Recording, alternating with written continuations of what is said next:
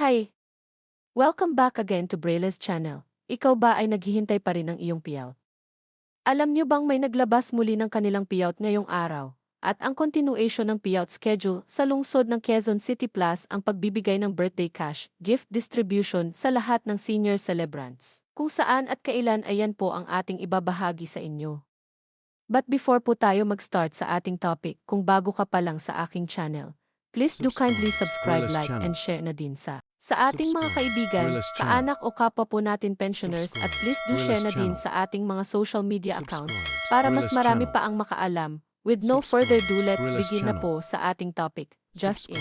Brillis channel. To all seniors beneficiaries, tuloy-tuloy na payout para sa 6,000 Social Pension Plus ang birthday cash gift distribution sa lungsod ng Caloocan City at Quezon City. Alamin, narito na ang mga bagong naglabas ng kanilang payout schedule as of this date. Simulan po natin. Sa lungsod ng Quezon City, ito ay part 3 na ng pagbabahagi natin. Ang lahat ng seniors beneficiaries ay makakatanggap ng para sa second semester ng 2025 amounting to 6,000 pesos.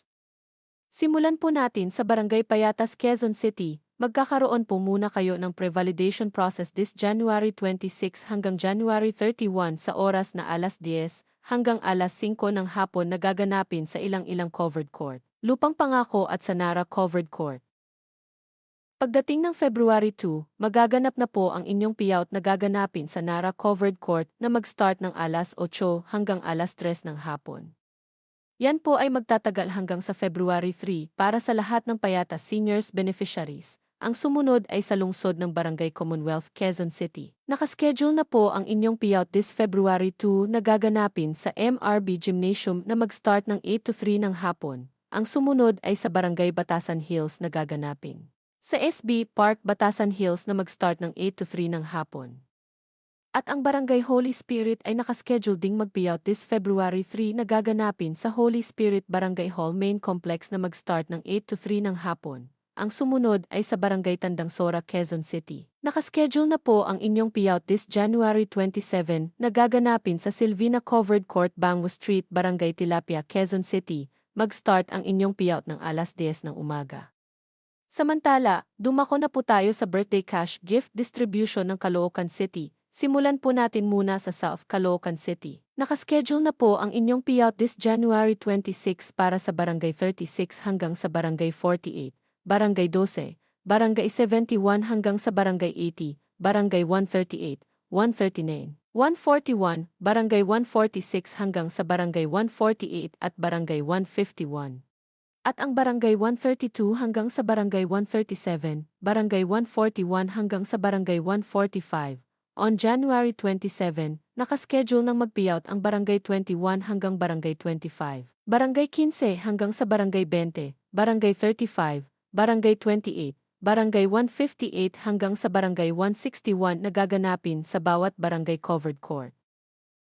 On January 28 naman, ang Barangay 32 hanggang Barangay 34, Barangay 26, 27, 29, 30 at 31, Barangay 49 hanggang sa Barangay 70. Ang Barangay 121 hanggang sa Barangay 131 na gaganapin sa bawat Barangay Hall. Pagdating ng January 29, ang Barangay 14, Barangay 8, Barangay 117 hanggang sa Barangay 120, Barangay 106 hanggang sa Barangay 116, Barangay 156, 157, Barangay 149 hanggang sa Barangay 155, Barangay 81 hanggang sa Barangay 85 na gaganapin sa bawat Barangay Covered Court. On January 30 naman, ang Barangay 6, 7, 10 at Barangay 11, Barangay 5, 9 at 13, Barangay 1 hanggang sa Barangay 4, Barangay 86 hanggang sa Barangay 105, Barangay 163, Barangay 162. At ang Barangay 164 ang nakaschedule mag-payout na gaganapin sa iba't ibang Barangay Covered Court. Samantala, narito naman ang payout para sa North Caloocan. Nakaschedule na rin ang inyong payout this January 26 para sa Barangay 165 hanggang sa Barangay 167, Barangay 176A, Barangay 186 hanggang sa Barangay 188 na gaganapin sa bawat Barangay Covered Court. On January 27, nakaschedule naman ang para sa Barangay 168, 169, 173, 176B, Barangay 185, Barangay 183 hanggang sa Barangay 184 na gaganapin sa bawat barangay covered court.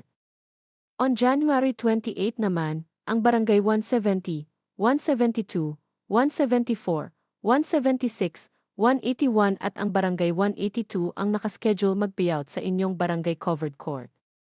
On January 29 naman ang Barangay 171, Barangay 176, 179 at ang Barangay 180 ang nakaschedule mag-payout na gaganapin sa bawat barangay covered court. At sa January 30, ang Barangay 177 at Barangay 178 ang nakaschedule mag-payout na gaganapin sa bawat barangay covered court. Sa ngayon ay ito pa lamang ang mga naglabas ng kanilang payout schedule as of this date. Para sa mga may katanungan o hinaing sa kanilang social pension at iba pang benepisyo, ay maaari po kayong makipag-ugnayan sa inyong barangay o OSCA office para sa agarang kasagutan. That's it. Manatili lamang po kayong nakatutok sa aking channel para sa mga iba pang payout updates, hindi lamang sa Quezon City maging sa iba pang lugar. Marami pong salamat and God bless everyone.